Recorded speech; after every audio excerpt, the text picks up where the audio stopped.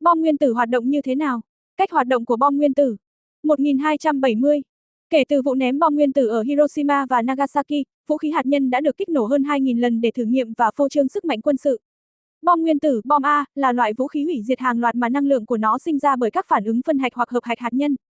Dù là loại nhỏ nhất, sức công phá của bom hạt nhân cũng lớn hơn bất kỳ vũ khí được quy ước nào.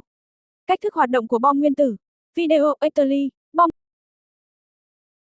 On August 6, 1945, this American B-29 bomber, a four-propeller plane named the Enola Gay, left the island of Tinian for Hiroshima, Japan, carrying the uranium-235 gun-type bomb named Little Boy. Little Boy was one of the first nuclear weapons tested on mankind. While the dangers and the engineering behind it were even regretted by the scientist Oppenheimer, Julius Robert Oppenheimer was born on April 22, 1904. He worked on the Manhattan Project and was often coined as the father of the atomic bomb. But the interesting part was later in his life, he fought to eliminate the production and development of nuclear weapons and died at the age of 62 in 1967. This is how the uranium projectile is launched at 300 meters per second to initiate the 4-polonium for an extra explosion placed on the tungsten carbide. We will also be looking at the nuclear fission of the neutrons explained in super simplified animations, and not to forget the different blast radius zones of this first atomic bomb. So stay tuned and don't miss a beat. As we all know, the Manhattan Project produced two different types of atomic nuclear weapons, codenamed Fat Man and Little Boy. This is the Fat Man atomic bomb is a large, heavy plutonium imploded using shaped charges as shown in the animations. While Little Boy has a less heavy uranium weapons triggered in a shotgun or gun-type designs. The Little Boy has a length of 10 feet or 3 meters with a diameter of 28 inches 71 centimeters. While the Fat Man has a length of 10 feet or 3.3 meters, but a much larger diameter of 60 inches or 1.5 meters.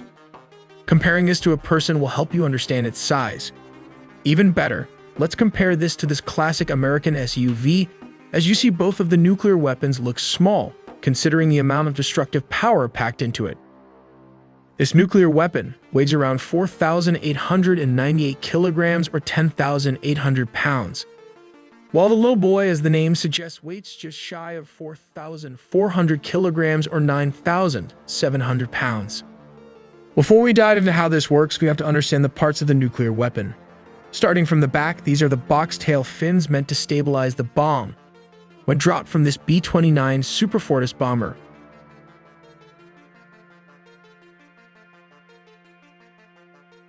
These are the 3 electric gun primers.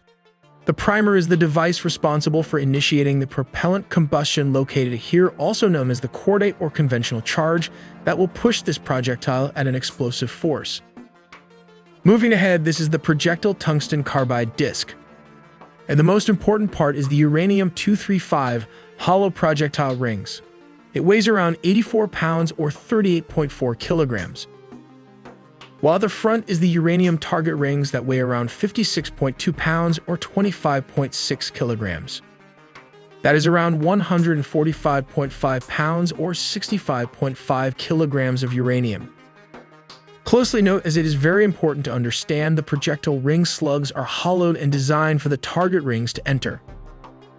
All these mechanisms and parts are encased in a 6.5-inch or 170mm smoothbore gun barrel. Moving to the front, this is the impact-absorbing anvil. Just above it is the tungsten carbide plug. These are the 4 polonium initiators placed on the tungsten carbide. They are kept to make sure there will be a nuclear chain reaction when it is dropped and activated. Moving to the top of the structure are the arming and fusing equipment. Let's move outside this atomic bomb to understand it better. These are the barometric sensing ports and manifolds. The barometer helps to identify the altitude at which the bomb is located so that it can activate this Archie fusing radar altimeter, which is these curvy-looking objects that activates before reaching the ground. Just above it is the electric plug, and some refer to this as the arming wires. All that destructive power requires a platform to transport this nuclear weapon. The answer is this B-29 Superfortress. It was also the world's heaviest production plane because of increases in range, bomb load, and defensive requirements. Boeing built a total of 2,766 B-29s Superfortress planes, and it was the most advanced four-propeller-driven bomber of the Second World War.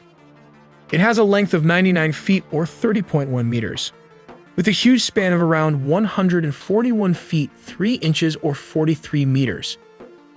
Interestingly, the plane has a gross weight of around 140,000 pounds or 63,502 kilograms, and could carry a 20,000-pound bomb. The bomb bay door is located just below the fuselage, and it can open them as shown in the animations. As stated, this is one of the most fortified planes in that era. It can carry around 12, 50 caliber machine guns and remote-controlled turrets as shown in the animation. 2 below the plane, 4 above the fuselage, 2 remote-controlled turret, 1 above and below near the tail.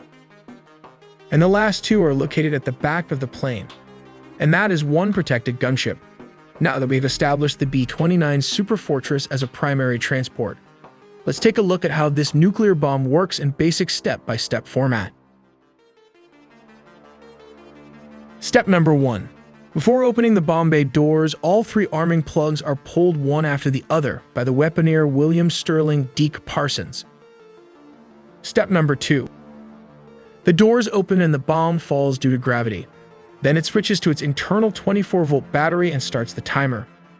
After 15 seconds, the bomb would be approximately 3,600 feet or 1,100 meters away from the aircraft. Step number 3. The barometer senses the desired height of around 580 meters or 1,900 feet. As the little boy was designed to be an airburst above the ground, the membrane closed a circuit activating the multiple radar altimeters located at the front of the bombs. The barometric stage was added because of a worry that external radar signals might detonate the weapon too early. Step number 4. To ensure accurate detection of final altitude, multiple radar altimeters were utilized. This process involves measuring the altitude above the ground beneath the aircraft or the little boy through the timing of radio waves travel, reflection, and return. Once the correct height was sensed, the firing switch activates. Step number 5. This ignites the 3 Navy gun primers in the breech plug. Step number 6. This sets off the charge consisting of 4 silk powder bags, each containing 2 pounds or 0.9 kilograms of cordite. Step number 7. The uranium projectile will be launched at 300 meters per second toward the opposite end of the gun barrel. Step number 8. 4 polonium initiators placed on the tungsten carbide initiate the nuclear reactions. Step number 9. This is where nuclear fission happens. The nuclei of certain heavy atoms split into smaller, lighter nuclei, releasing excess energy in the process. Let's dive a little bit deeper. The neutron strikes the nucleus and is absorbed. The absorbed neutron causes the nucleus to undergo deformation. The nucleus fission releases an average of 2 or 3 neutrons, thus creating a chain reaction, or in some words, an explosion. The blast radius can be divided into several zones. The central blast zone has a diameter of 0.36 square kilometers, which is the extent of the fireball radius. This is the epicenter and experienced almost total destruction. Severe blast damage zone extends to around 4.5 square kilometers. This has severe damage to buildings, high casualties, and widespread destruction and radiations. Moderate blast zone is about 8.7 square kilometers. Damage to buildings and radiation burn is still significant but less severe. Light damage zone is beyond the blast radius. At 11 square kilometers, here there's fires, radiation exposure, and psychological trauma affected survivors among the thousands. Let's simplify this through these animations. Once the correct height is sensed, the firing switch activates. The 3 Navy gun primers ignite the charge consisting of 4 silk powder bags, each containing 2 pounds or 0.9 kilograms of cordite. The uranium projectile is launched at 300 meters per second. At this point, 4 polonium initiators placed on the tungsten carbide initiate nuclear fission reactions. In a milliseconds, there will be an explosion damaging buildings and killing people by the thousands. We make original 4K 3D animation with 2 animators working on it full time. So please support us by subscribing and dropping in a comment, helping us to produce more exclusive engineering animations made with care, just for our valuable audience. Bom nguyên tử sử dụng nguyên tắc phân hạch để sản sinh ra năng lượng. Phản ứng phân hạch xảy ra khi ta bắn các hạt neutron vào hạt nhân nguyên tử, quá trình này giải phóng năng lượng rất lớn và phóng xạ. Sau rất nhiều cuộc thí nghiệm thì các nhà khoa học đã phát hiện ra uranium-235 và plutonium là những nguyên tố phù hợp nhất để thực hiện phản ứng phân hạch. Bom nguyên tử lấy năng lượng từ chuỗi các phản ứng phân hạch dây chuyền, càng nhiều phản ứng xảy ra, sức công phá càng lớn. Ước tính, nó có sức công phá tương đương với 30.000 đến 300.000 tấn thuốc nổ, có thể dễ dàng phá hủy hoàn toàn một thành phố. Bom nguyên tử sử dụng nguyên tắc phân hạch để sản sinh ra năng lượng. Vũ khí hạt nhân lần đầu tiên được sử dụng vào giai đoạn cuối Thế chiến thứ hai, khi không quân Hoa Kỳ thả một quả bom phân hạch có biệt danh là Little Boy xuống thành phố Hiroshima, Nhật Bản. Sau đó chỉ một ngày, Hoa Kỳ tiếp tục thả một quả bom phân hạch thứ hai có biệt danh là Fetman xuống thành phố Nagasaki, Nhật Bản. Những vụ ném bom này đã khiến khoảng 200.000 người thiệt mạng, trong đó đa số là dân thường.